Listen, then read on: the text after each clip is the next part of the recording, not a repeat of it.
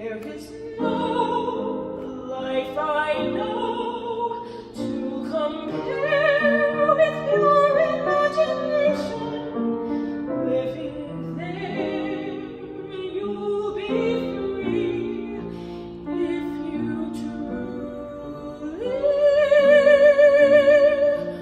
want to be.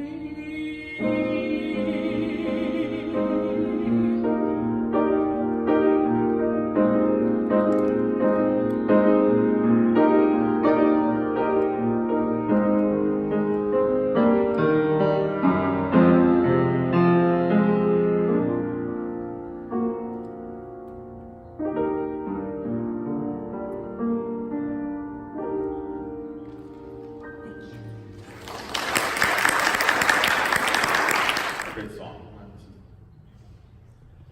From the movie Willy Wonka and the Chocolate Factory. I know.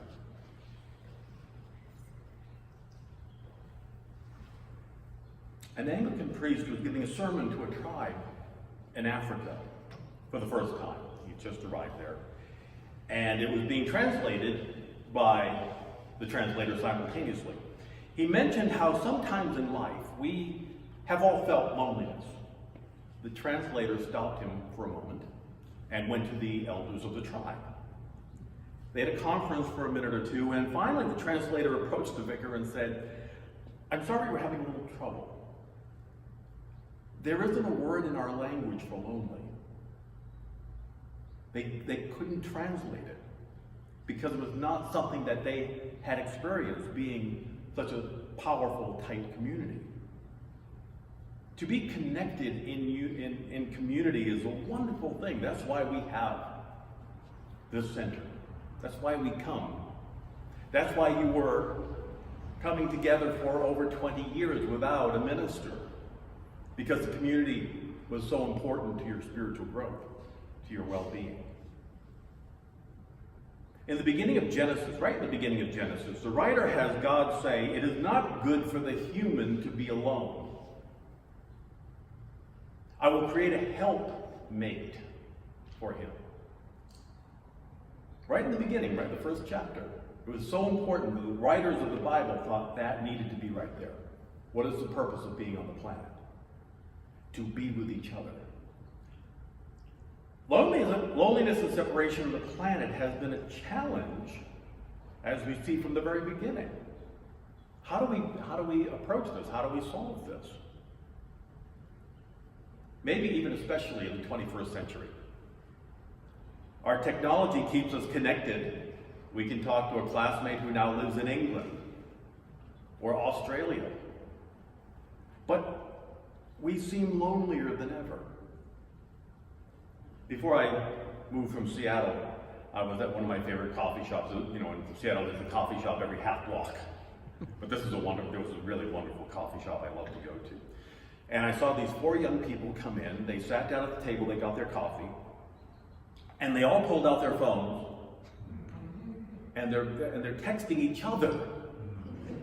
Each other. They're not talking, they're texting each other. And the only thing I heard from them for an hour was, "Did you get that? Did you get that?" They finished their coffee, they got up and left. It was astonishing to watch. 4 friends together who were not talking. "Oh, what's wrong?" "Oh."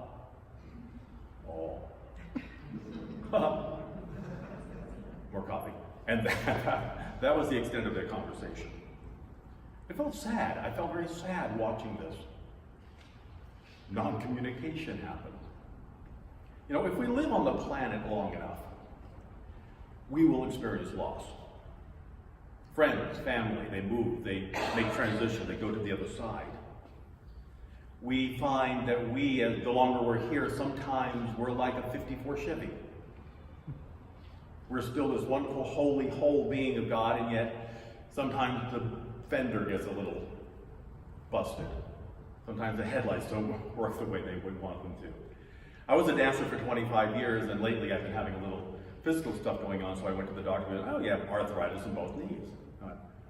All those knee slides and all those kicks and all those falling into splits, sometimes it catches up to you on the physical level, and that's fine.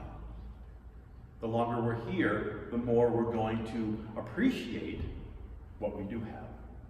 And we hold it in light, we can see it healed, we see it getting stronger. And yet sometimes things in our lives will change. So that's another way of adapting to the losses that we find here in the human flesh. Loss is really built into the human-spiritual journey. Sometimes we think in unity, oh, it's all wonderful, I'll do an affirmation, it'll be okay. Well, it is okay, and yet we will experience loss. We will grieve. We will go through the anger, which is a form of grief, which I'll be sharing in my workshop. And sometimes it's physical memory. A friend of mine the other day said he was chatting with his father about this wonderful family event that happens. Oh, remember that? It was such a wonderful thing for the family. And he said, I have no idea what you're talking about. He's starting to see his father slip away in memory. I felt a little bit like that the other day. I was looking for my iPhone, and 2 minutes later I realized I was talking on the phone. Please tell me I'm not the only one who has done that. Around 120 years ago, the writer of Little Lord Fauntleroy, by the name of Francis Hodgson Burnett, had just gone through a painful divorce, and at that time it was very rare and very difficult to admit you've gone through a divorce. It was 1897. And as she was coping with the loss of her husband, her teenage son Lionel passed away unexpectedly. So, 1-2 shot at this woman who didn't know what to do to find healing in her life, to take away the pain and the loss that she was going through. Well, it came to her one day that she really needed to do something to not be wallowing in that, and so she decided to go to create a garden in her home. So while she was planting and weeding, all of a sudden, she said, this idea just popped into her mind, fully formed, for a new book. And the result was her most successful book ever, The Secret Garden. Has anybody read The Secret Garden? Has anybody seen the movie? Has anybody seen the musical? There are many incarnations of this story because it is so powerful, and it's a fable and a parable for our times. Now, if you haven't seen it, if you're not familiar with it at all, the basics of the plot is a newly orphaned girl named Mary is sent to live with her uncle in Yorkshire. She was living in India. He's a dour, unhappy man who's lost his wife and has a crippled son locked away in a room. The whole estate has fallen into disrepair. The uncle stays away from home most of the time because everything reminds him of his wife Lily. One night, Mary is in her room and she hears crying coming from another wing in the house. And it's her cousin, Colin. She goes to visit him, and she convinces him slowly but surely that he is not ill, but just weak from not using his body. Eventually, he gets up and leaves the room and joins her in a secret garden that she has been nurturing back to life. The father comes home and sees that his son is well, up and running and playing. And he awakens to the fact that he had been so wrapped up in his own grief, he has neglected his son's needs. The uncle thanks Mary for bringing the family together again and fully brings Mary and his son back into his life. And they all live happily ever after. Now that's the basics of the story. If you know the story, I could do 8 weeks on the secret garden alone. There's so much metaphysical truth and wonderful symbology in this. We know from our Unity metaphysical interpretation, either interpreting parables of Jesus or doing the Wizard of Oz or Peter Pan or some other wonderful story, that every character, every situation, every happening is some part of my spiritual journey while I'm here on the planet. Mary, the orphan girl, represents the unfolding, awakening intuition within us. Now, she's been sent to a cold, drab, and dark place. She lived in India, and India metaphysically means spiritual awakening. So she's taken out of the spiritual awakening, her spiritual home, and she's thrown into this cold, drab, and dark place where few people are friendly. There's no creative outlet, and life as she knew it was gone forever. What this means for us is that we left the spirit side, where we were happily living our lives, and we decided to come here because we knew we had to be in this cold, drab, dark, unfriendly place for a little while. What is the first thing that happens when we come to the planet? Anybody know what happens when we first come to the planet? We get slapped on the butt. We come out, it's been warm 9 months, it's been swimming, and it's just going, oh, this is really great. And then we come out and somebody slaps us.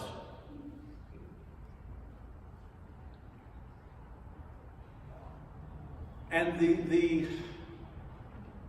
what we get then is welcome to a new home. This is your place for the next 100 or so years, give or take a few. And supposedly what doctors say is that when we take the first breath, it's like breathing fire. It's such a shock to the system. Well, who wants to do that so we don't breathe? Until the rude guy with a rubber glove smacks us into doing so. Then what do? They roughly wipe our bodies down. They put this stuff in our eyes. And they expose us to fluorescent light. See, I knew this was coming, and I was born cesarean like 2.5 weeks after I should have been here. My mom said, get this kid out of me. I was already 3.5 years old. Get this kid out of me. I can't stand this thing. Tongs, I knew what was coming. I said, no, I'm staying here. Then what happens after all of that is they wrap us up and they put us in a crib by ourselves. We're put in solitary confinement. Happy birthday. What's this about? It's such an awful welcome to the planet. And if you're a guy in this country, or at least during the time, a few years ago, they probably woke you up a few days later and took something from you. He said, I had plans for that. It hasn't been a good week so far. And you just got here. So all the adults are telling Mary when she first gets there, don't do this, don't do that, don't go there, don't go do that, or else you'll be in big trouble. We've heard that our whole lives, right? Don't do that or you'll be in big trouble.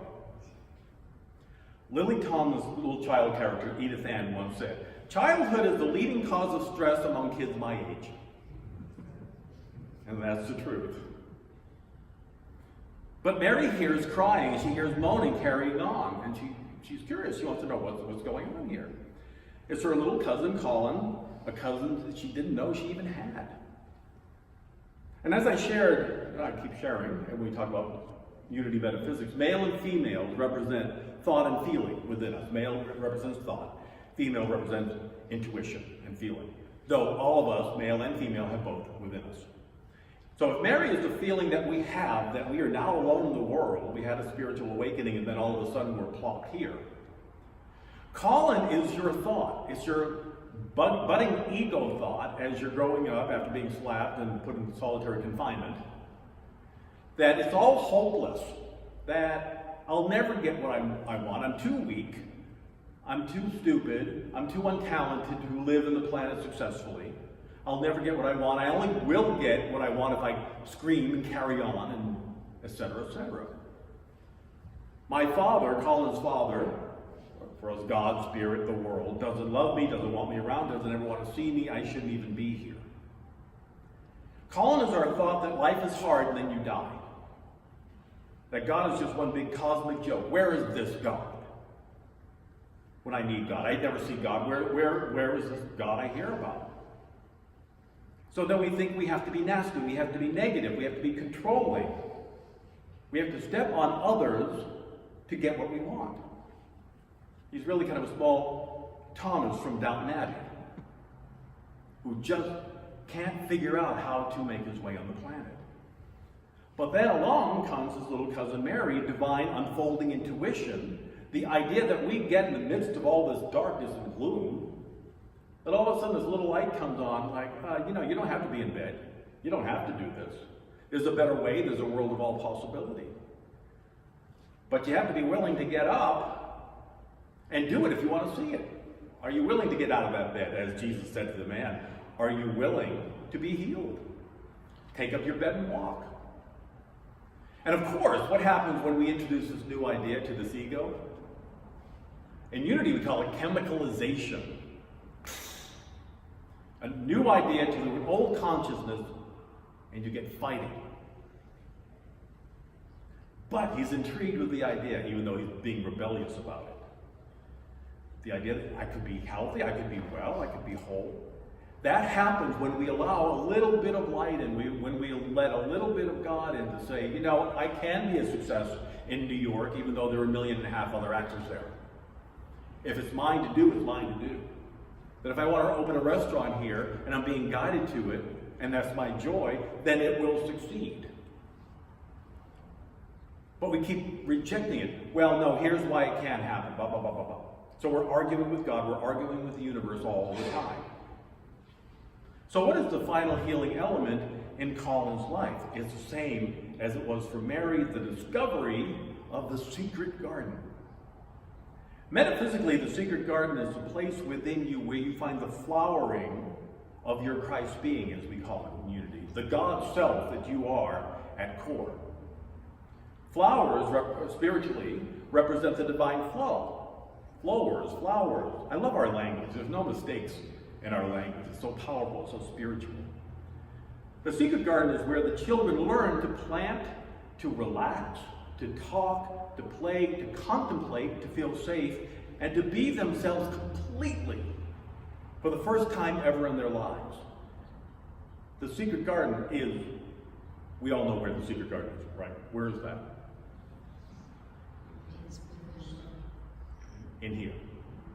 The kingdom, the realm of God is within you. The secret garden that nobody could ever get to is within you. In the story, we find the history of that garden.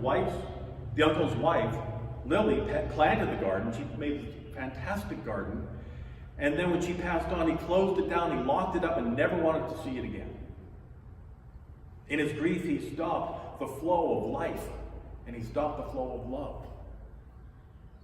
We stop the flow of divine life. Think about your own life for a moment. When does it feel like it's too much? That's when we shut down. When did your thoughts of lack and limitation close you down to all the good, to love, to success, to abundance?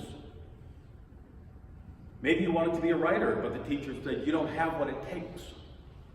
Or that your grammar was too bad to actually write. So we translated to God doesn't want me to write. Did you dream of having a family life and it died when your wonderful spouse you thought turned out to be a destructive alcoholic? And made life hell on earth.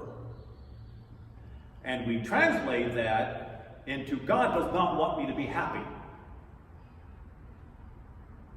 Incorrectly, but that's what we do.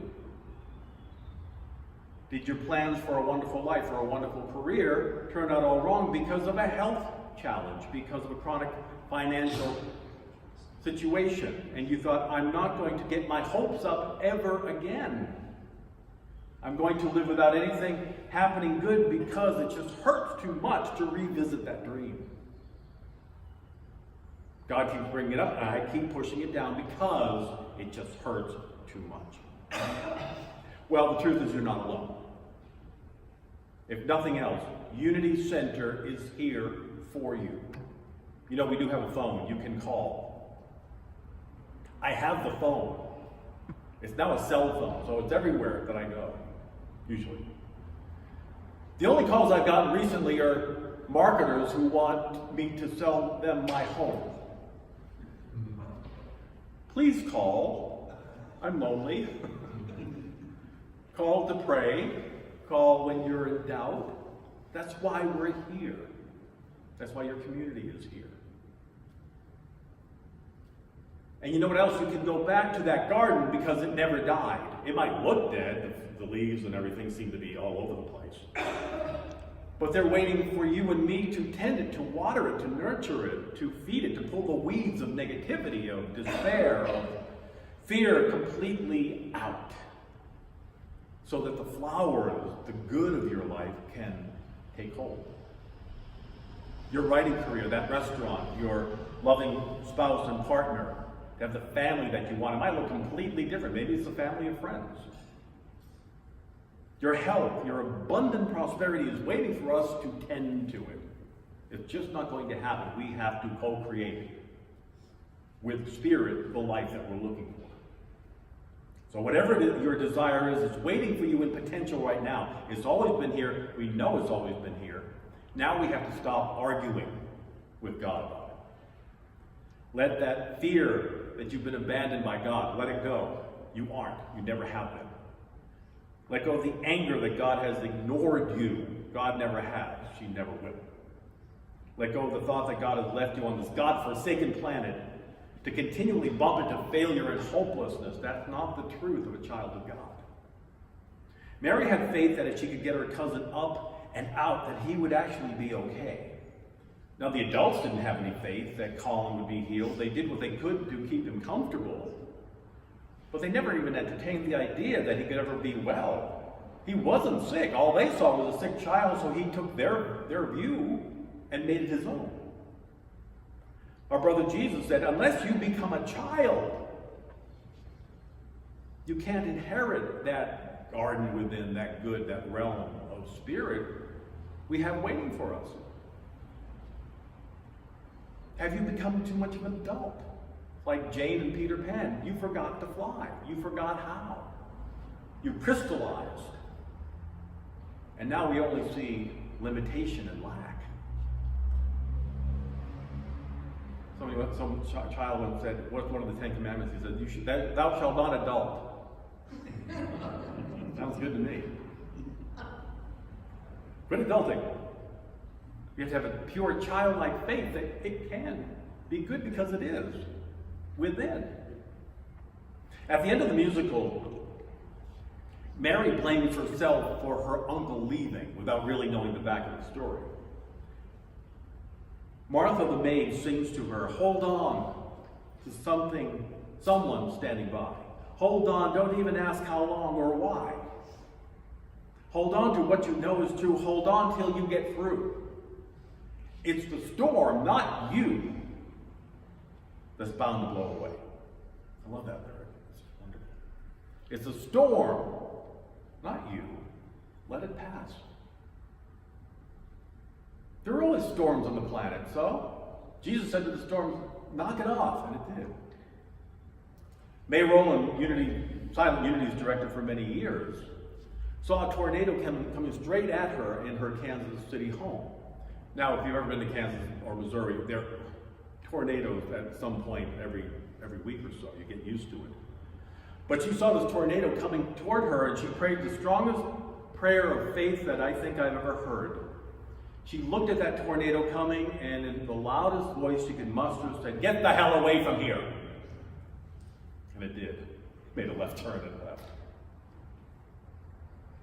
The Unity Church in Charleston, South Carolina was the only building in the neighborhood not even scratched by Hurricane Hugo a few years back. They were praying the truth that nothing could harm them. They were holding the city in prayer. And the buildings around them were damaged, but not a scratch happened to that building. In the end, Colin's father returns home to find laughing, joyful children. He didn't even recognize his son. And in the garden that he thought was dead, he found his son was happy and healthy and laughing. The garden was in full bloom, and Mary was responsible for it, the whole thing. When we know the secret garden within, the place again where God and I are one, is in bloom, we will know with every fiber that we are whole and well right now, no matter what. That we are the divine flow of life, that we can have any desired thing if we believe and listen to our hearts. Listen to your gut. What is your gut? Where God is saying, here's the next step.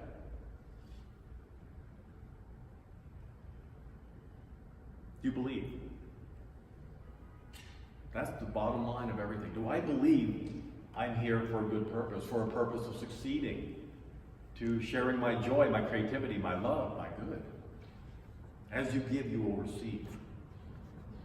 Take a breath. Breathe out. I want you to close your eyes just for a moment. Go to that garden within. What does your perfect garden look like? What flowers are there? Is there a fountain? Just picture it for a moment.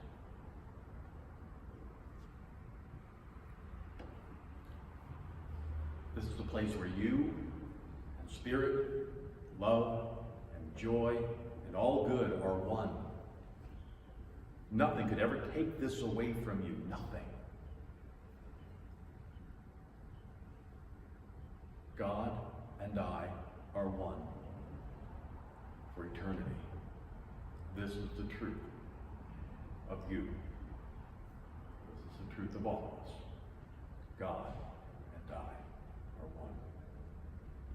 And as we go deeper into our meditation, we're going to sing a new meditation song, or you simply sit and listen. It's called I Am Healed. It's from the Unity Songbook. And if you want to sing along, the lyrics are behind me. It's very simple.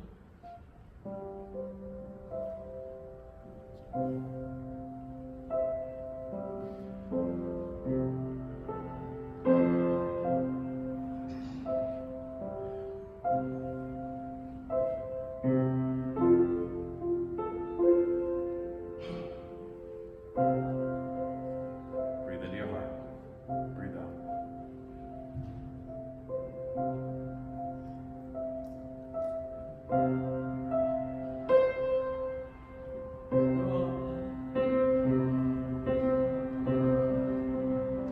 Take a breath. God and I are one. God and I are one. God is love, and I must be loving. I let the love of God through me now, and I am He.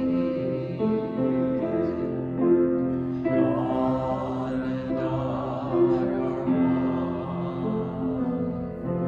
God and I are one. God is peace, then I must be peaceful. I let the peace of God through me now, and I am healed.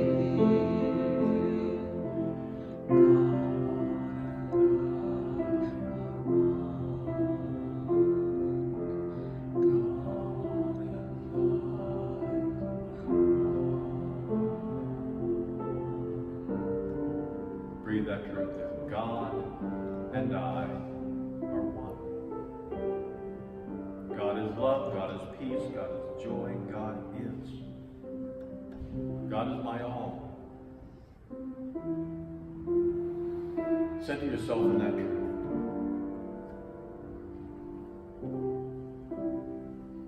Maybe you came in here today with a heart filled with burden, wondering, will it ever be good again? The truth is yes. It is good now, beyond our thinking, beyond our perception. There is an answer, and the answer is spirit. Spirit as love. Spirit as good. Spirit as overflowing abundance. Spirit as success in whatever that looks like in my life. Nobody can interpret that for me. Spirit as freedom from depression or anxiety or fear. These are not God ideas. They are human creations. And they come from errant thinking. So the truth is God, love, peace, joy, and I are one. Let that take hold. Don't try to figure it out. Let it reveal itself.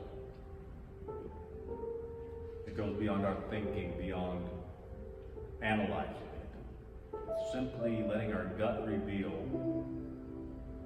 I have not been put here to suffer, or to be without, or to be in pain.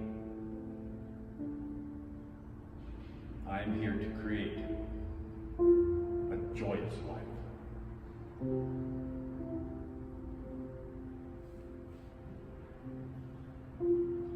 To do that, we have to follow our brother's advice. Become a child again. What did I love doing back then? What were my joys? It was creating, using our imagination, that pure imagination we heard about. Becoming whoever we wanted to be for the moment.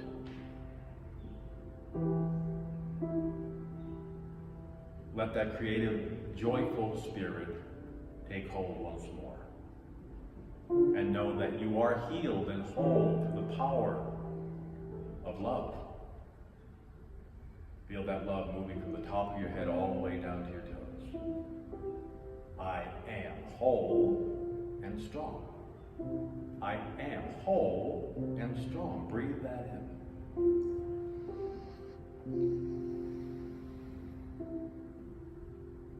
I am prosperous. I was created to live, move, and have my being in abundance. Abundance of love, of friends, of whatever it is that gives me joy. Financial good flows forth as I say yes to it. Peace, joy, love, all good are here right now. And in the quiet of our hearts, in the secret garden within, feel that, know it. That garden is more real than anything outside of us. In the quiet, know God and I are one.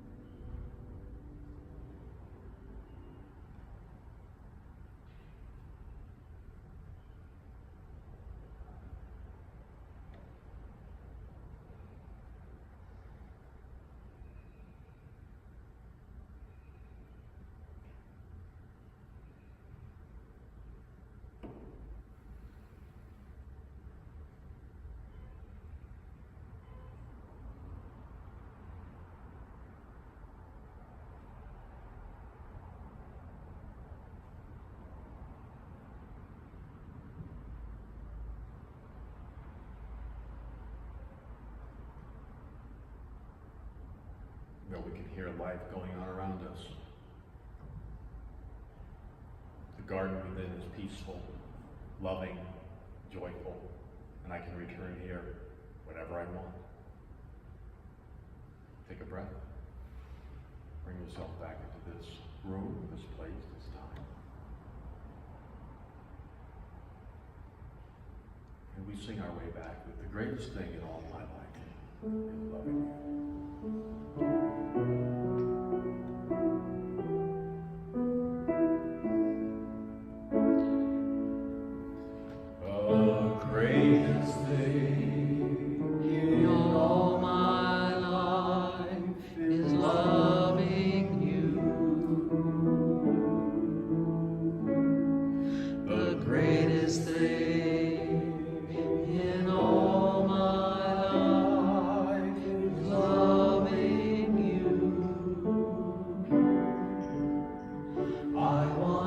Love.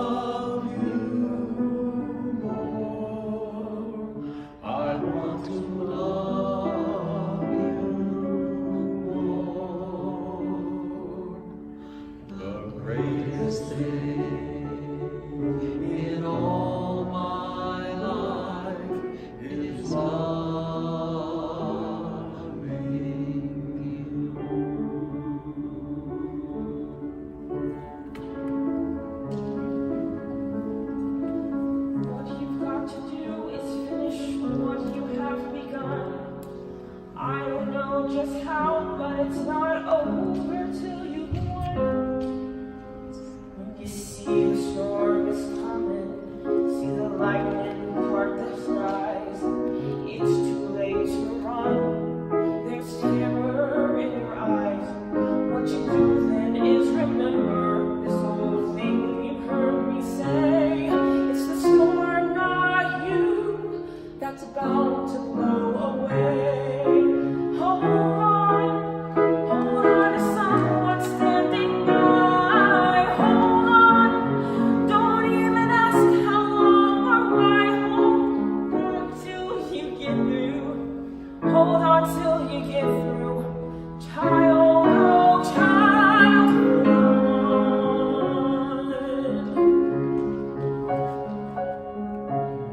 when you feel your heart is pounding, fear devils at your door. There's no place to hide, you're frozen to the floor. What you do then is you force yourself to wake up and you say, it's this dream, not me, that's bound to go away. Hold on, the night will soon be by. Hold on, and think of something else to try. Child, hold on, there's angels on their way. Hold on and hear them say, child, oh child, it doesn't even matter if the danger or the doom come from up above or down below, or just come flying at you from across the room. When you see a man who's raging, that you've walked through walls he's hid behind for years, what you do then is you tell yourself to wait it out and say, it's this day, not me, that's bound to go away. Now hold on, it's this day, not me, that's bound to go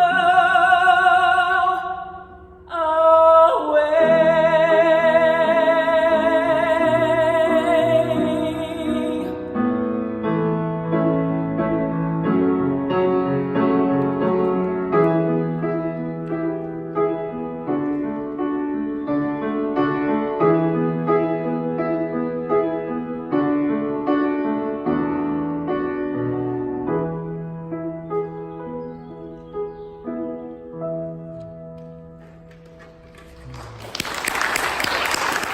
Storm, not you. Everything else, you just keep centered right where you are. Let it take care of itself. Let's close our eyes one more time before we move on to the rest of our day. I invite you to go to your heart one more time to that wonderful garden within. And now I invite you to bring people in your life who may be going through challenges into this garden with you. See them enjoying the sun, feeling the warmth, the joy, the love, the power of spirit. Maybe they're confused. They don't know which way to turn. Maybe there doesn't seem to be any answer at all. But the truth is, the answer is always spirit. Always love, always peace, gratitude, joy. We see them happy, healthy, successful. My job is to behold them as the universe does. Perfect right now, complete, nothing missing.